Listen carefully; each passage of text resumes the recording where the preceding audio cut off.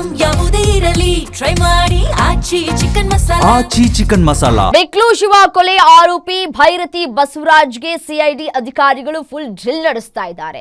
ಸಾಕ್ಷಿದಾರರು ಇತರೆ ಆರೋಪಿಗಳ ಹೇಳಿಕೆಯನ್ನ ಆಧರಿಸಿ ಈ ಒಂದು ವಿಚಾರಣೆಯನ್ನ ನಡೆಸ್ತಾ ಇದ್ದಾರೆ. ವಿಚಾರಣೆಯ ನಡೆಯುವಂತಹ ಸಂದರ್ಭದಲ್ಲಿ ಯಾವ ರೀತಿಯಾಗಿ ಸ್ಪಂದಿಸ್ತಾ ಇದ್ದಾರೆ ಅನ್ನೋದು ಬಹಳ ಮುಖ್ಯವಾಗುತ್ತೆ. ಸಿಐಡಿ ಅಧಿಕಾರಿಗಳ ಪ್ರಶ್ನೆಗಳಿಗೆ ಭೈರತಿ ಬಸವರಾಜ್ ಫುಲ್ ಸೈಲೆಂಟ್ ಆಗಿದ್ದಾರಂತೆ. ಯಾವುದೇ ಪ್ರಶ್ನೆ ಕೇಳಿದ್ರು ಕೂಡ ತುಟಿಕ್ ಪಿಟಿಕ್ ಅಂತಿಲ್ವಂತೆ ಭೈರತಿ. ಈ ಹಿಂದೆಯೇ ಭೈರತಿ ಬಗ್ಗೆ ಹೇಳಿಕೆ ನೀಡಿರುವಂತಹ ಕೊಲೆ ಆರೋಪಿಗಳು ಈ ಹಿಂದೆ ಇದೇ ಕೇಸಲ್ಲಿ ಬಂಧಿತ ಆರೋಪಿಗಳು ಭೈರತಿ ವಿರುದ್ಧ ಹೇಳಿಕೆಯನ್ನ ಕೊಟ್ಟಿದ್ದಾರೆ. ಆ ಆರೋಪಿಗಳ ಹೇಳಿಕೆಗಳೇ ಭೈರತಿ ಬಸವರಾಜ್ಗೆ ಕಂಟಕವಾಗುತ್ತಾ? ಆ ತಪ್ಪೊಪ್ಪಿಗೆ ಹೇಳಿಕೆಗಳನ್ನ ಮುಂದಿಟ್ಟು ಭೈರತಿ ಬಸವರಾಜ್ ವಿಚಾರಣೆ ನಡೆಸಲಾಗ್ತಾ ಇದೆ. ಆದ್ರೆ ನೋಡಿ, ಸಿಐಡಿ ಅಧಿಕಾರಿಗಳ ಯಾವುದೇ ಪ್ರಶ್ನೆಗಳಿಗೂ ಕೂಡ ಅವರು ರಿಯಾಕ್ಷನ್ ಕೊಟ್ಟಿಲ್ಲ. ಏನೂ ಗೊತ್ತೇ ಇಲ್ಲ ಅಂತ ಹೇಳ್ತಾ ಇದ್ದಾರಂತೆ. ಏನೇ ಪ್ರಶ್ನೆ ಮಾಡಿದ್ರು ನನಗೇನು ಗೊತ್ತಿಲ್ಲ ಅನ್ನುವಂತಹ ಸಿದ್ಧ ಉತ್ತರವನ್ನ ಕೊಡ್ತಾ ಇದ್ದಾರೆ. ಈ ರೀತಿಯಾದಂತಹ ಹೇಳಿಕೆಗಳಿಂದ ಅಧಿಕಾರಿಗಳಿಗೆ ಸ್ವಲ್ಪ ಇರುಸು ಮುರುಸು ಉಂಟಾಗ್ತಾ ಇದೆ. ಇತರೆ ಆರೋಪಿಗಳ ಹೇಳಿಕೆಗಳಿಗೆ ತದ್ವಿರುದ್ಧವಾಗಿ ಮಾತನಾಡ್ತಾ ಇದ್ದಾರೆ ಭೈರತಿ ಅವರು. ವಿಚಾರಣೆಯ ವಿಡಿಯೋ ಮತ್ತು ದಾಖಲೆಗಳ ಸಮೇತ ಕೋರ್ಟ್ಗೆ ಮಾಹಿತಿಯನ್ನ ರವಾನೆ ಮಾಡಬೇಕಾಗಿದೆ.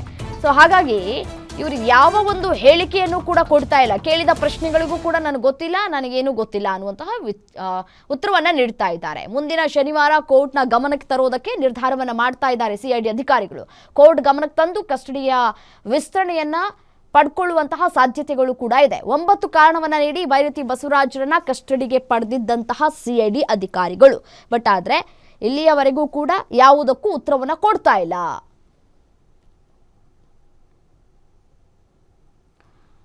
ಏನು ಇದೇ ವಿಚಾರಕ್ಕೆ ಸಂಬಂಧಪಟ್ಟಂತೆ ಮತ್ತಷ್ಟು ಡೀಟೇಲ್ಸ್ ಕೊಡ್ತಾ ಹೋಗ್ತಾರೆ senior crime reporter Ajay Kumar ದೂರವಾಣಿ ಸಂಪರ್ಕದಲ್ಲಿದ್ದಾರೆ. ಅಜಯ್, ಇಲ್ಲಿಯವರೆಗೂ ಕೂಡ ಭೈರತಿ ಬಸವರಾಜ್ ಅವರು ಈ ಬಿಕ್ಲು ಶಿವ ಕೊಲೆ ಪ್ರಕರಣಕ್ಕೆ ಸಂಬಂಧಪಟ್ಟಂತೆ ಏನೇ ಪ್ರಶ್ನೆ ಮಾಡಿದ್ರು ಸಿಐಡಿ ಅಧಿಕಾರಿಗಳಿಗೆ ನನಗೇನೂ ಗೊತ್ತಿಲ್ಲ, ನನಗೆ ಈ ವಿಚಾರ ಗೊತ್ತೇ ಇಲ್ಲ, ನಾನು ಇದರಲ್ಲಿ ಭಾಗಿನೇ ಆಗಿಲ್ಲ ಅಂತ ಹೇಳ್ತಾ ಇದ್ದಾರೆ. ಬಟ್ ಆದರೆ ಈ ಆರೋಪಿಗಳು ಕೊಟ್ಟಿರುವಂತಹ ಹೇಳಿಕೆಯ ಆಧಾರದ ಮೇಲೆ ಪ್ರಶ್ನೆ ಕೇಳಿದ್ರು ಗೊತ್ತಿಲ್ಲ ಅಂತ ಹೇಳ್ತಾ ಇದ್ದಾರಲ್ಲ, ಏನು ಹೇಳೋಣ ಇವ್ರುಗಳಿಗೆ ಅಂತ?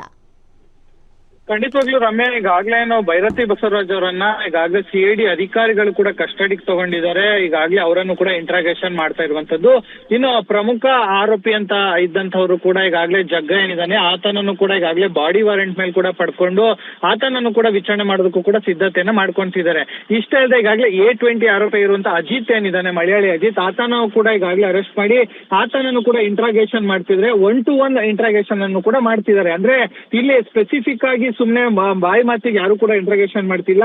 ಅವರು ಯೂಸ್ ಮಾಡ್ತಿದ್ದಂತ ಫೋನ್ ನಿಂದ ಸಿಕ್ಕಂತಹ ಕೆಲವೊಂದು ಆಡಿಯೋಗಳೇನಿದೆ ಆ ಒಂದು ಆಡಿಯೋಗಳನ್ನು ಕೂಡ ಇಟ್ಕೊಂಡು ಈಗಾಗಲೇ ಪೊಲೀಸರು ಕೂಡ ತನಿಖೆಗೆ ಮುಂದಾಗ್ತಿದ್ದಾರೆ. ಹೀಗಿದ್ರು ಕೂಡ ಇಲ್ಲೆಲ್ಲೋ ಒಂದ್ ಕಡೆ ಭೈರತಿ ಬಸವರಾಜ್ ಏನಿದ್ದಾರೆ ಅವರು ಕೂಡ ನನಗೇನು ಗೊತ್ತಿಲ್ಲ, ಇವ್ರು ಯಾರು ಕೂಡ ಪರಿಚಯ ಇಲ್ಲ ಅನ್ನೋ ಮಾತನ್ನು ಕೂಡ ಹೇಳ್ಕೊಂಡು ಅಂದ್ರೆ ಜಾರ್ಕೊಳ್ಳುವಂತ ಕೆಲಸಕ್ಕೂ ಕೂಡ ಮುಂದಾಗ್ತಾ ಇದ್ದಾರೆ. ಯಾಕಂದ್ರೆ ಈ ಹಿಂದೆನೂ ಕೂಡ ಆರೋಗ್ಯದ ಸಮಸ್ಯೆನ ಒಡ್ಡಿ ಅವರ ವಕೀಲರು ಕೂಡ ಆಸ್ಪತ್ರೆಯ ಪಾಲಾಗುವಂತೆ ಮಾಡಿದ್ರು. ಆ ನಂತರ ಏನು ವೈದ್ಯರ ರಿಪೋರ್ಟ್ ಅನ್ನು ಆಧರಿಸಿ ನಂತರ ಏನೋ ಪೊಲೀಸ್ ಮುಂದೆ ಕೂಡ ಏನೋ ಜಡ್ಜ್ ಮುಂದೆ ಕೂಡ ಕರ್ಕೊಂಡ್ಬಂದು ಆನಂತರ ಈಗಾಗಲೇ ಕಸ್ಟಡಿಗೆ ತಗೊಂಡಿದ್ದಾರೆ. ಸೊ ಹೀಗಾಗಿ ಈ ರೀತಿಯಾಗಿ ವಕೀಲರು ಹೇಳ್ಕೊಡ್ತಾ ಕೆಲವೊಂದು ಸ್ಟ್ಯಾಟಿಸ್ಟಿಕ್ಸ್ ಗಳನ್ನು ಕೂಡ ಇಲ್ಲೆಲ್ಲೋ ಒಂದ್ ಕಡೆ ಭೈರತಿ ಬಸವರಾಜ್ ಅವರು ಕೂಡ ಯೂಸ್ ಮಾಡ್ತಿದ್ದಾರೆ ಅನ್ನೋ ಒಂದು ಅನುಮಾನ ಕೂಡ ಈಗಾಗಲೇ ಇರುವಂತದ್ದು.